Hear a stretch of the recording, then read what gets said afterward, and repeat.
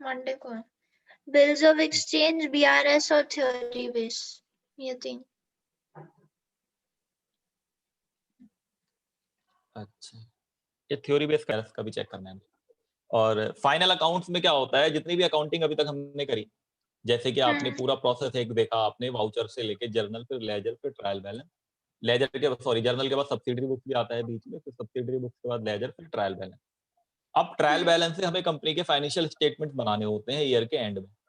तो financial statements में generally दो चीजें होती हैं, एक प्रॉफिट एंड लॉस अकाउंट और एक बैलेंस शीट।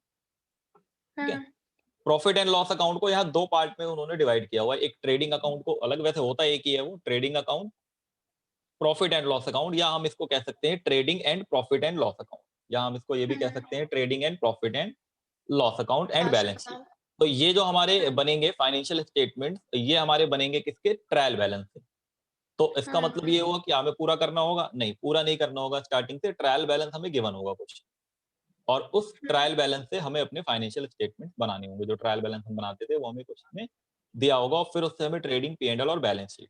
अब इसमें दो अलग अलग चैप्टर्स हैं हमारी बुक में, एक है financial statement without additional information, और फिर एक है हमारा final account with additional information. तो दो चैप्टर्स हो गए। एडिशनल इंफॉर्मेशन का मतलब जो एडजस्टमेंट एंट्री पड़ी थी ना हमने साल के एंड में, मान लो कोई सैलरी आउटस्टैंडिंग रह गई, कुछ हमने एडवांस में पे कर दिया, कोई डेप्रिसिएशन लगाना रह गया, तो वो एडिशनल इंफॉर्मेशन वाला अलग चैप्टर है, वो 18 है। और ये 18 या 19 जो भी है, वो नंबरिंग मुझे याद नहीं ठीक से, तो वो दो अलग अलग चैप्टर हो जाएंगे। तो फाइनेंशियल स्टेटमेंट बनाने के लिए सबसे जरूरी है ट्रायल बैलेंस हमें गिवन होगा, उससे फिर हम बनाएंगे फाइनल। अच्छा, फाइनल अकाउंट बनाना किसका है हमें, सोल प्रोप्राइटरशिप का। किसका बनाना है, सोल प्रोप्राइटरशिप का। ना तो हमें पार्टनरशिप का पढ़ना है, ना हमें कंपनी का पढ़ना है। पार्टनरशिप का 12th क्लास में है, कंपनी का भी 12th में पढ़ना नहीं है, उसकी जर्नल एंट्री पढ़नी है खाली। तो सोल प्रोप्राइटरशिप के फाइनेंशियल स्टेटमेंट आपके विदाउट एडिशनल इंफॉर्मेशन वाले लिखते हैं, इसमें कुछ मिनिमम बातें जो लिखने वाली।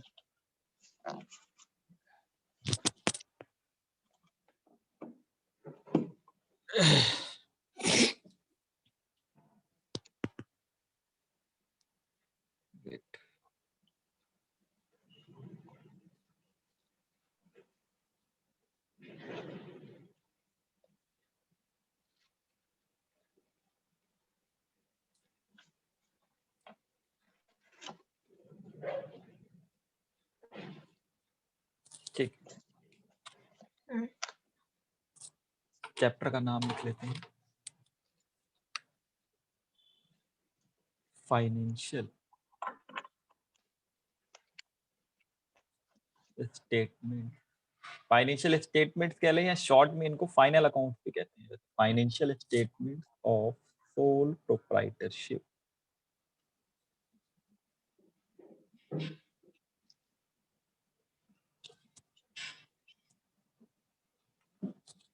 Financial statement of sole proprietorship.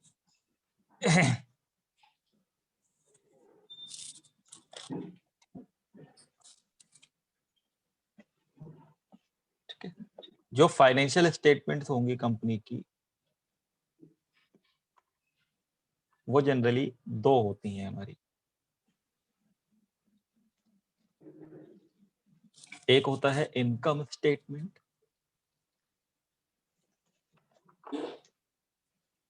Income statement,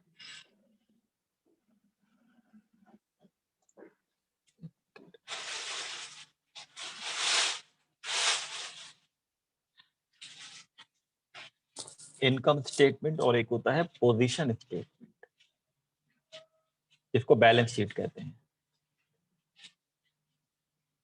balance sheet या पोजीशन स्टेटमेंट भी कहते हैं। अच्छा, इनकम स्टेटमेंट को स्प्लिट कर देते हैं दो पार्ट में, स्प्लिट इनटू टू पार्ट, और वो दो पार्ट, एक होगा ट्रेडिंग अकाउंट,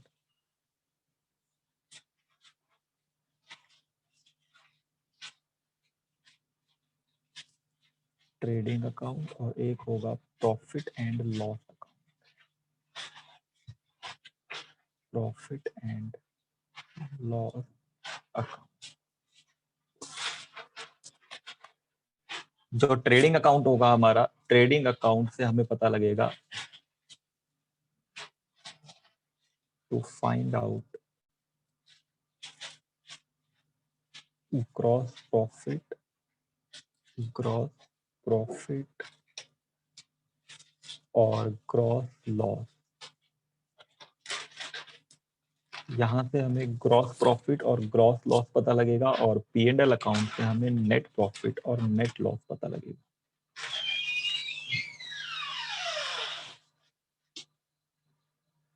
नेट प्रॉफिट या net loss.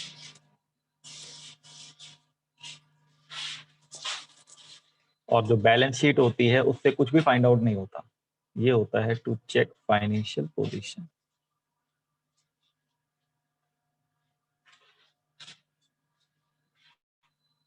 Financial position of an enterprise या बिजनेस।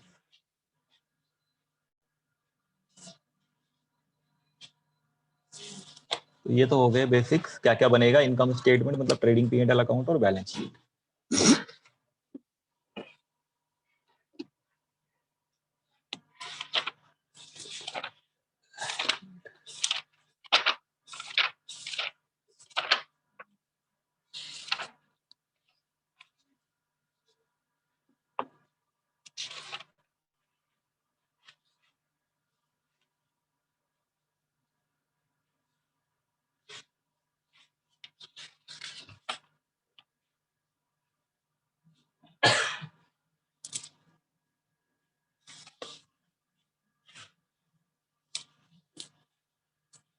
ठीक है, आगे देखते हैं। अच्छा, इनके फॉर्मेट बना देता हूं मैं पहले, फिर हम करेंगे क्वेश्चन। जैसे ट्रेडिंग अकाउंट का परफॉर्मा क्या होगा,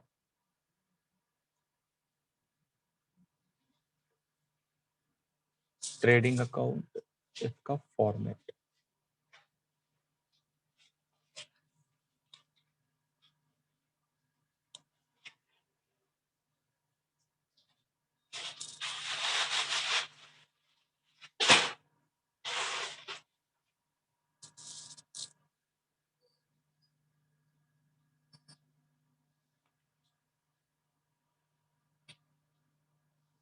यहाँ पे डेट का कॉलम नहीं बनता, और एक चीज मैंने यहाँ लिखना भूल गया, इसके नीचे लिखते हैं फॉर द ईयर एंडेड। ठीक है ना, इसके नीचे लिखते हैं फॉर द ईयर एंडेड। ये आपका ईयर के एंड में जो पोजीशन होती है वो दिखाता है बिजनेस।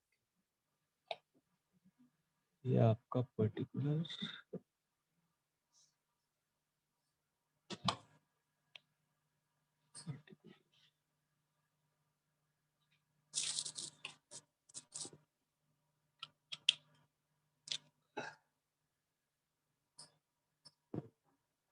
इसके बाद यहाँ पे ये ट्रेडिंग अकाउंट है। ट्रायल बैलेंस से जो हमारी एंट्रीज होंगी, जो भी ट्रायल बैलेंस हमें गिवन होगा, वहां से सबसे पहले हम यहाँ पे to opening stock, opening stock की वैल्यू हम यहाँ पे ट्रांसफर करेंगे डेबिट। फिर हम यहाँ पे लिखेंगे टू परचेजेस, जो भी परचेज हमें गिवन होगा वो परचेज का अमाउंट हम इधर लिखेंगे, और इसमें से हम रिटर्न माइनस कर देंगे, परचेज रिटर्न या रिटर्न आउटवर्ड। वो रिटर्न हम यहाँ से डिडक्ट करके इसको नेट अमाउंट को अंदर, ठीक है। और क्रेडिट साइड में यहाँ पर इधर लिखेंगे हम बाई सेल। बाई सेल, जितना भी सामान हमने बेचा होगा उसमें से जो रिटर्न हो गया होगा वो रिटर्न इनवर्ड या सेल्स रिटर्न, उसको डिडक्ट कर लेंगे और नेट अमाउंट। और हमने एक चीज और पढ़ी थी, क्लोजिंग स्टॉक को ट्रायल बैलेंस में जगह नहीं मिल पाती। उसका रीजन भी मैंने बताया था, क्लोजिंग स्टॉक को ट्रायल बैलेंस में जगह क्यों नहीं मिल पाती, क्योंकि क्लोजिंग स्टॉक ईयर के एंड में जो प्रोडक्ट हमारा अनसोल्ड रह जाता है, तो उसे हमने अपने परचेज में से एडजस्ट नहीं कराया होता था, इसलिए हम उसे ट्रायल बैलेंस के नीचे लिखते थे। ठीक है, एक दो क्वेश्चन ऐसे थे हमारी बुक के अंदर जो हमने करे थे, ट्रायल बैलेंस आपको इनकरेक्ट दे रखा होता था, जिसमें क्लोजिंग स्टॉक अंदर लिखा होता था, और फिर जब हम उसे करेक्ट करते थे तो क्लोजिंग स्टॉक को उसमें नहीं लिखते थे। तो वो क्लोजिंग स्टॉक अगर परचेज से एडजस्ट नहीं है तो उसको हम ट्रेडिंग अकाउंट में ट्रांसफर करते थे। याद है ना, journal entry, closing stock account debit to trading account. तो ये क्लोजिंग स्टॉक आपका यहाँ पे ट्रांसफर हो जाएगा। ठीक है, इसके बाद हमने पढ़ा था सेकंड चैप्टर में ग्रॉस प्रॉफिट नेट प्रॉफिट। मैंने म्यूट कर दिया, आपको कुछ बोलना हो ना तो ऑन कर लेना माइक, ठीक है। इसके बाद ग्रॉस प्रॉफिट हमने पढ़ा था सेकंड चैप्टर में। ग्रॉस और नेट प्रॉफिट में मैंने डिफरेंस बताया था आपको कि आप अपनी सेल्स में से वो सारे एक्सपेंस माइनस कर दो जो डायरेक्टली मैन्युफैक्चरिंग से रिलेटेड है। जो क्या है, डायरेक्टली मैन्युफैक्चरिंग से रिलेटेड है, उन सारे खर्चों को माइनस कर दो। तो यहाँ पे कुल मिला के आप डायरेक्ट एक्सपेंसेस डेबिट कर दोगे। अब ये डायरेक्ट एक्सपेंस की ना बहुत लंबी चौड़ी लिस्ट है, मैं कुछ इंपॉर्टेंट वाले लिख दे रहा हूँ यहाँ पे। जितने भी डायरेक्ट एक्सपेंस हैं या जो फैक्ट्री से रिलेटेड खर्चे हैं या उस प्रोडक्ट की मैन्युफैक्चरिंग से रिलेटेड है जो डायरेक्टली, वो वाले खर्चे अगर हम माइनस कर दें, एक्सपेंस माइनस कर दें, तो हमारा ग्रॉस प्रॉफिट आ जाएगा। तो ये कौन कौन से हो सकते हैं, इनके नाम लिख लेते हैं। जैसे कि बुलेट्स बना बना के, carriage, freight, carriage, freight, inward होता है वैसे ये, कैरिज या फ्रेट इनवर्ड। इसके बाद आपका वेजेस, ये वेजेस हो सकता है। Power oblique fuel oblique gas, power fuel gas, ये भी फैक्ट्री में यूज होते हैं सब कुछ। डॉक चार्जेस, जो पोर्ट वगैरह पे डॉक चार्जेस देने पड़ते हैं हमें, सामान उतरता है हमारा पोर्ट पे, वो भी हमारा डायरेक्ट एक्सपेंसेस है। रॉयल्टी, कई बार हमें रॉयल्टी भी पे करनी पड़ती है किसी के प्रोडक्ट को यूज करने के लिए। फैक्ट्री का कोई भी एक्सपेंस हो, मतलब अगर फैक्ट्री रेंट है या फैक्ट्री कुछ भी है, तो कोई भी एक्सपेंस जिसके आगे फैक्ट्री वर्ड लग जाए वो ट्रेडिंग अकाउंट का पार्ट बन जाएगा। उसके बाद आपका मैन्युफैक्चरिंग एक्सपेंस हो कोई, मैन्युफैक्चरिंग का मतलब भी वही है, मैन्युफैक्चरिंग एक्सपेंस इसी तरीके का, या फैक्ट्री एक्सपेंस या प्रोडक्शन एक्सपेंस, आपका कोई प्रोडक्शन एक्सपेंस हो,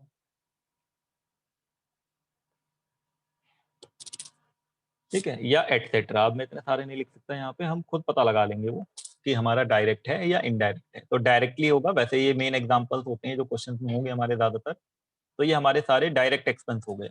और यहाँ पे हमने क्या लिखा आपका, सेल्स में से रिटर्न और क्लोजिंग स्टॉक। अब क्या होगा, टोटलिंग होगी। अगर क्रेडिट साइड का टोटल ज्यादा है, अगर ये वाला टोटल ज्यादा है, तो इस टोटल को यहाँ लिखेंगे और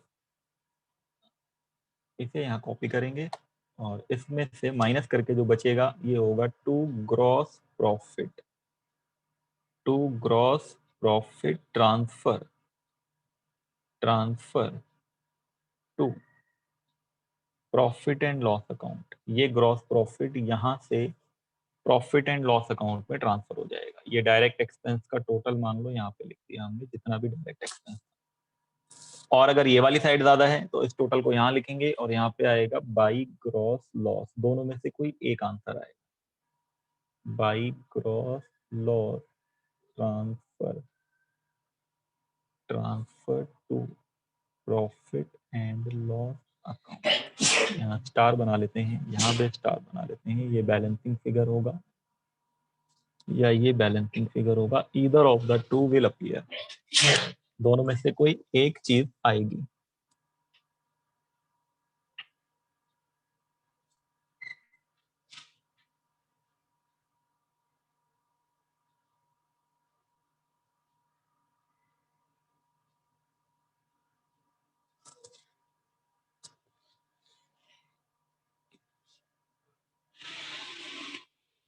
हो गया सर।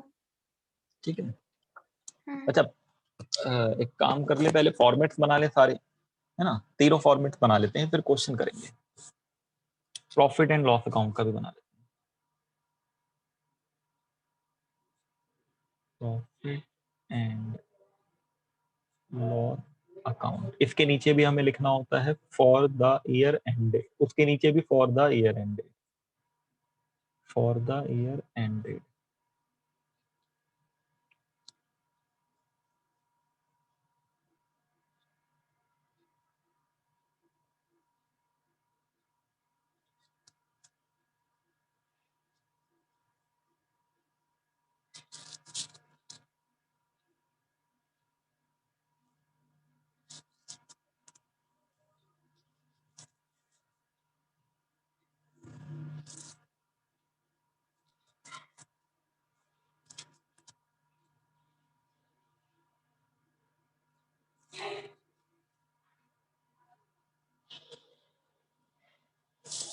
अगर मान लो लास्ट जो हमने अकाउंट बनाया था वहां से ग्रॉस प्रॉफिट आया है तो हम इस तरफ ट्रांसफर कर देंगे बाई ग्रॉस प्रॉफिट,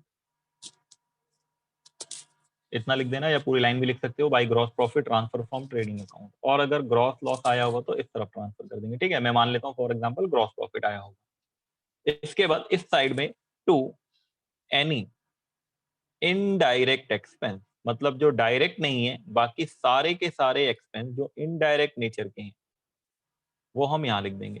कुछ कंफ्यूजिंग नाम होते हैं, उन कंफ्यूजिंग नेम को मैं लिख देता हूँ। जैसे कि बच्चे कंफ्यूज रहते हैं हमेशा ट्रेड एक्सपेंस में। जो ट्रेड एक्सपेंस है वो बिजनेस में जो करने का खर्चा होता है वो होता है, तो वो इनडायरेक्ट होता है, डायरेक्ट नहीं होता। और भी बहुत सारे खर्चे हो सकते हैं, जैसे कि salary, bed date, depreciation, telephone charge. अब कितने लिखें, बहुत सारे हो जाएंगे ना, तो एटसेट्रा लगा देते हैं। बुक में फॉर्मेट बनाया है बहुत बड़ा सा, फॉर्मेट हमें रखना नहीं है, मैं बस एक ओवरव्यू बता रहा हूँ आपको। ये trade expense, salary, bed date, depreciation, telephone charges, और ले लो मान लो स्टेशनरी, है ना। तो एक बड़ा सा फॉर्मेट बना होगा बुक के अंदर, उसमें काफी सारे नाम इसमें लिखे होंगे कि क्या क्या चीजें इसके अंदर आ सकती हैं प्रॉफिट एंड लॉस अकाउंट में। ठीक है, जैसे कि लीगल चार्जेस,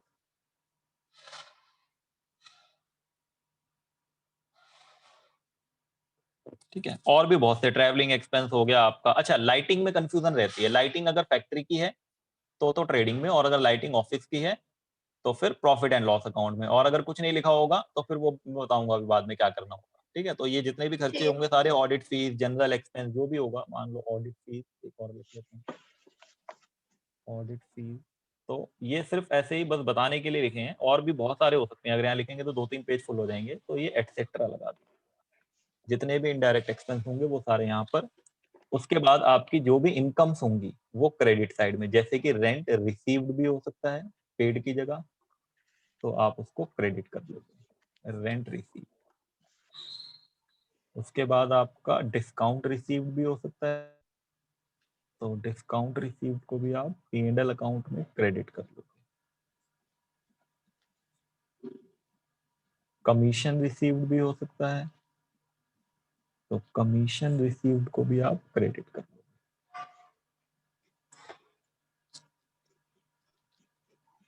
फिर आपका इंटरेस्ट ऑन इन्वेस्टमेंट भी हो सकता है, इंटरेस्ट ऑन इन्वेस्टमेंट, ये भी इनकम है, इसको भी आप क्रेडिट कर लोगे। बैड डेट रिकवर्ड भी हो सकता है, हमने पढ़ा था कभी कभी बैड डेट रिकवर्ड हो जाता था, तो बैड डेट रिकवर्ड भी यहाँ पे क्रेडिट हो जाएगा। ऐसे ही जितनी भी इनकम आपको दिखाई दें वो सारी इनकम आप यहाँ क्रेडिट कर लोगे, ठीक। एटसेट्रा।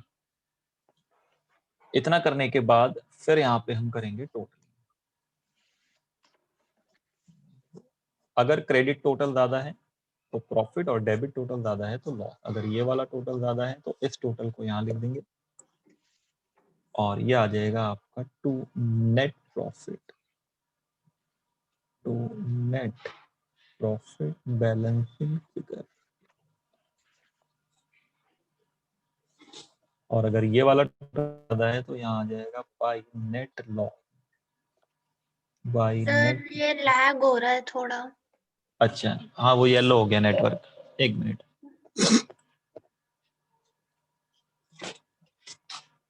अब ठीक होगा। हाँ ठीक। नेट लॉस बैलेंसिंग फिगर, तो यहाँ पे स्टार बना देते हैं, either of the two will appear, दोनों में कोई एक होगा।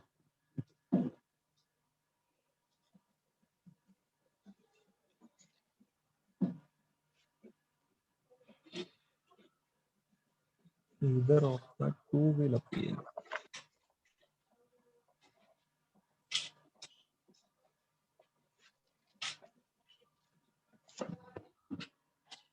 ये प्रॉफिट एंड लॉस अकाउंट हो जाएगा।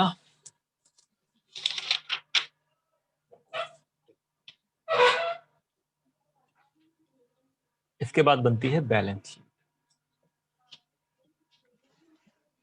बैलेंस शीट ये बनती है एज ऑन, एक पर्टिकुलर डेट पे, यहाँ पे फॉर द ईयर नहीं लिखते, यहाँ लिखते हैं एज ऑन, ये एक पॉइंट ऑफ टाइम पर बनती है।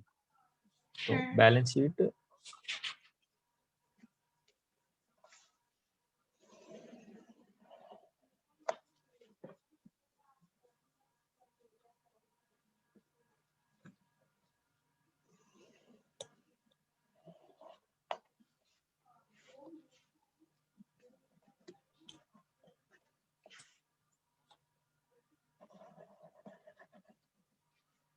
ये आपका एसेट साइड, ये लायबिलिटी।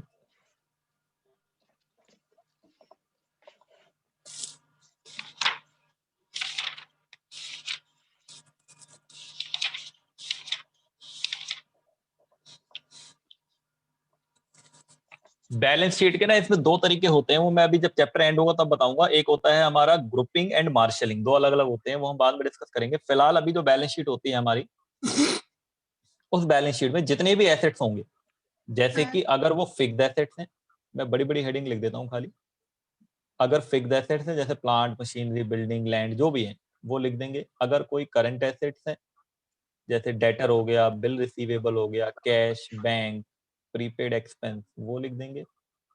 और अगर कोई अदर एसेट्स है और कोई इनके अलावा, तो वो भी एसेट्स लिख देंगे। मतलब जितने भी एसेट्स हैं वो सारे एसेट्स हम एसेट साइड में लिख देंगे।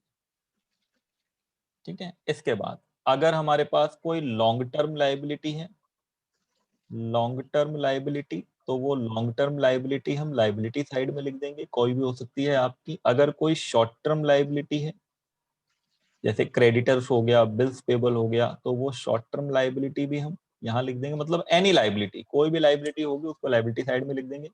और फिर हम यहाँ पे लिखेंगे कैपिटल। ये बिजनेस में कैपिटल होगा। कैपिटल में से ड्राइंग्स माइनस होता है, याद है ड्राइंग्स माइनस होता है। अगर ड्राइंग्स है क्वेश्चन में तो उसको डिडक्ट कर लेंगे। और अगर P&L अकाउंट से नेट प्रॉफिट आया है तो वो कैपिटल में ऐड हो जाता था। अकाउंटिंग इक्वेशन यही काम करते थे हम। और अगर नेट लॉस आया है तो वो माइनस हो जाएगा। दोनों में से कोई एक चीज आई होगी। ये एडजस्ट करने के बाद दोनों साइड बैलेंस शीट की टैली हो जाएगी।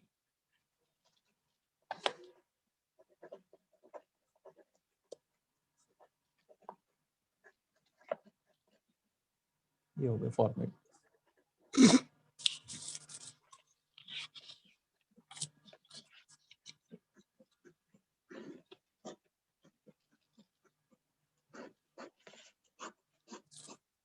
हो गया सर।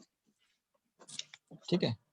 एक काम करते हैं, मुझे कुछ नोट्स लिखवाने हैं। एक पहले बेसिक क्वेश्चन कर लेते हैं, फिर नोट्स लिखवाने हैं।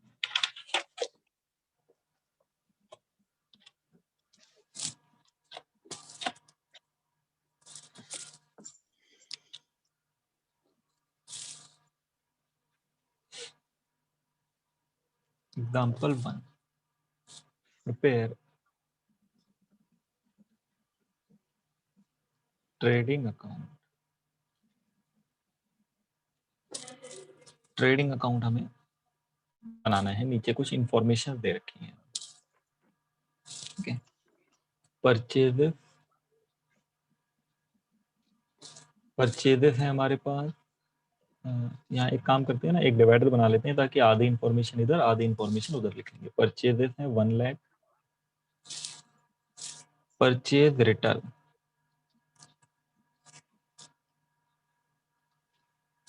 परचेज रिटर्न ये है हमारे पास 12,000। परचेज रिटर्न हमारे पास है 12,000। परचेज रिटर्न के बाद ये हमारे पास 2,50,000। 2,50,000 सेल्स रिटर्न।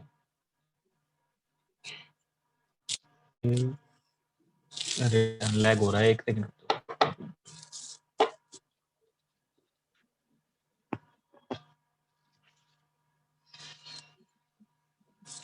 सेल्स रिटर्न का अमाउंट कितना है? 7,000। ये हो गया आपका। इस तरफ लिख लो, इस तरफ है आपका वेजेस 17,500। ये वेजेस हैं 17,500। वेजेस के बाद है आपका carriage inward. Carriage inward carriage inward है आपका 2500 एंड स्टॉक है स्टॉक ऑन 1 अप्रैल 2018 15,000 15,000। अच्छा, ये इंफॉर्मेशन ऐसे क्लोज होने के बाद, जैसे इंफॉर्मेशन ऐसे क्लोज होने के बाद फिर नीचे लिखा हुआ है स्टॉक ऑन, ये अलग से दिया होता है हमेशा। Stock on 31 March 2019 was ₹18,000। मतलब क्लोजिंग स्टॉक दिया हुआ है ना। हाँ, ये क्लोजिंग स्टॉक दिया हुआ है। हमें क्या बनाना है इसमें? ट्रेडिंग अकाउंट बनाना है। बिल्कुल बेसिक क्वेश्चन लिखा है अभी मैंने, तो सॉल्यूशन करते हैं इसका। ट्रेडिंग अकाउंट,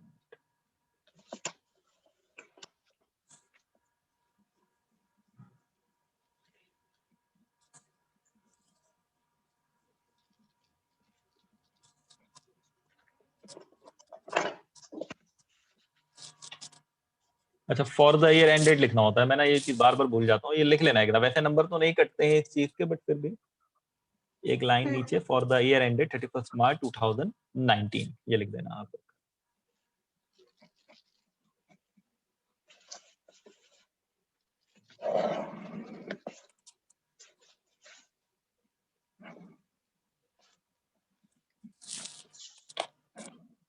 सबसे पहले यहाँ पे to opening stock,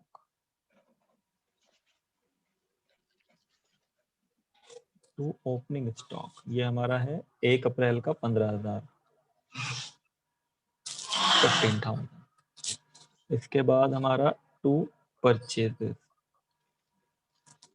to purchase अगर रिटर्न दे रखा है तो परचेज को हमेशा इनर साइड में ऐसे लिखना 1 लाख और उसमें से रिटर्न माइनस कर लेना, और अगर रिटर्न नहीं दे रखा है तो अंदर लिख लेना डायरेक्ट 12,000, ये माइनस हो जाएगा तो 88,000। परचेज का नेट अमाउंट 88,000। उसके बाद आपका सेल्स गिवन है, सेल्स यहाँ लिखना होता है बाई सेल्स। सेल्स में हमारी value 2,50,000, 2,50,000 minus return, sales return 7,000, तो ये नेट अमाउंट हो जाएगा 2,53,000। और फिर हमें दे रखा है आगे वेजेस। वेजेस हमारा डायरेक्ट एक्सपेंस होता है, तो यहाँ लिख देंगे टू वेजेस 17,500। फिर इसके बाद कैरेज इनवर्ड भी हमारा डायरेक्ट एक्सपेंस होता है, तो यहाँ लिख देंगे कैरेज इनवर्ड, कैरेज इनवर्ड 2,500। और क्लोजिंग स्टॉक यहाँ पे लिखना होता है by closing stock, by closing stock 18,000। Credit side ज्यादा दिख रहा है मुझे, तो यहाँ पे हम क्या करेंगे,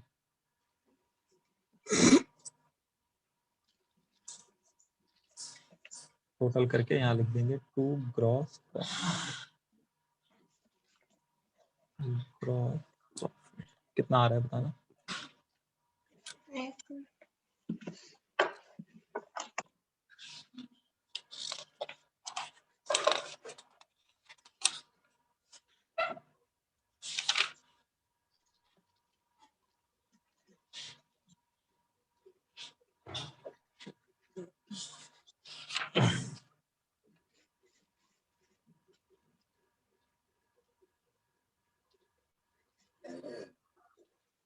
मतलब ये आ रहा है 1,30,000।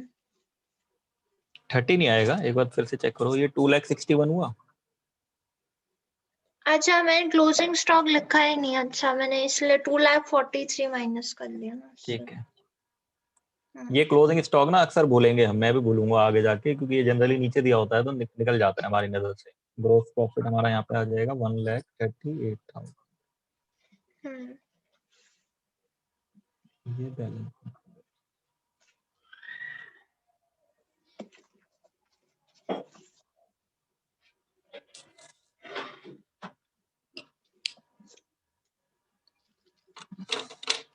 नोट्स करते हैं, नेक्स्ट सेशन में दोबारा ज्वाइन करेंगे।